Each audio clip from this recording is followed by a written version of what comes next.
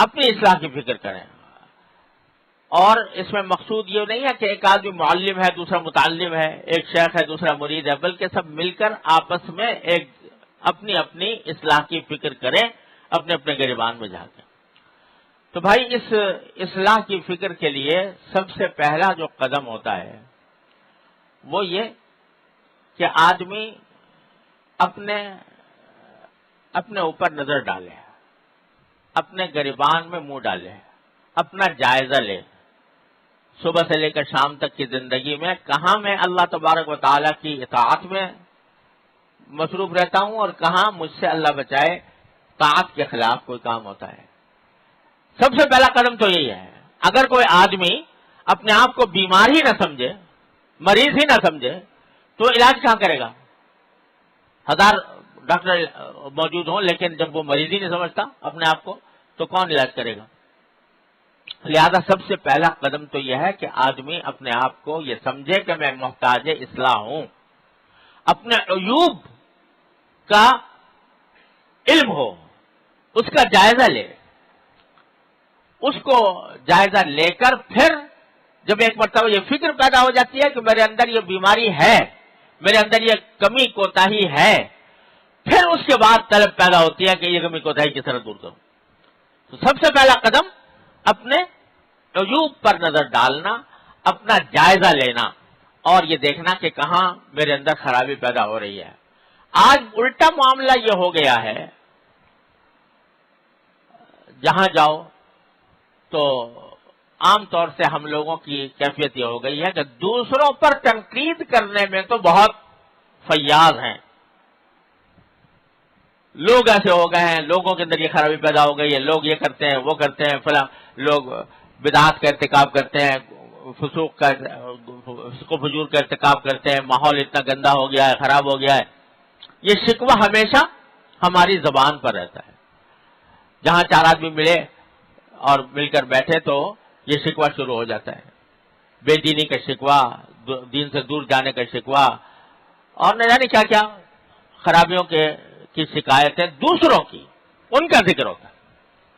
لیکن یہ توفیق کم لوگوں کو ہوتی ہے کہ دوسروں کے پر تنقید کرنے سے پہلے میں خود اپنا جائزہ لے لوں، میرے اندر کیا خرابی ہے. تو یہ ابھی میں نے شروع میں آیت پڑھی تھی قرآن کریم کی، تو اس میں اللہ تبارک و تعالی نے بڑا عظیم نسخہ بتایا ہے.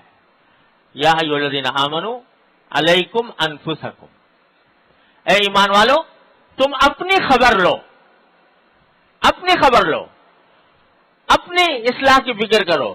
لا یضرکم من ضل اذا اہتدیتم، اگر تم صحیح راستے پر ہو، ہدایت کے راستے پر، تو جو گمراہی کے راستے پر جا رہے ہیں وہ تمہیں کوئی نقصان نہیں پہنچائیں گے.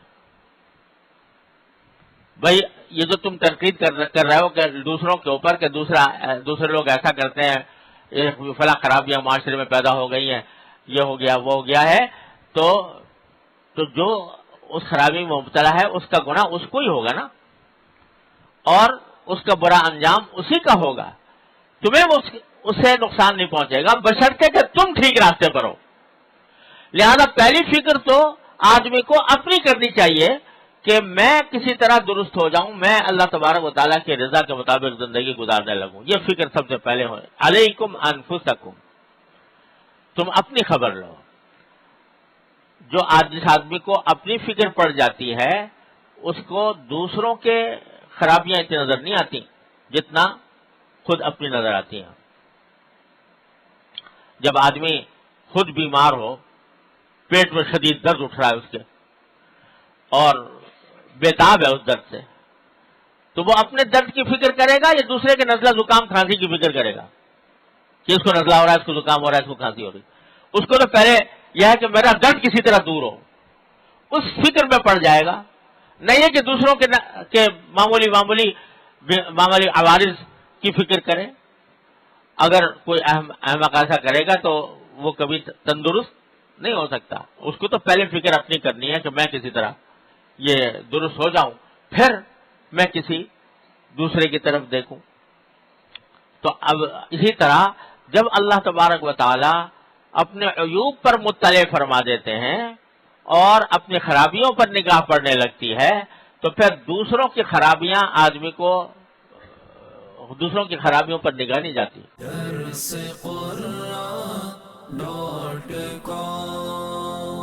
www.darsequran.com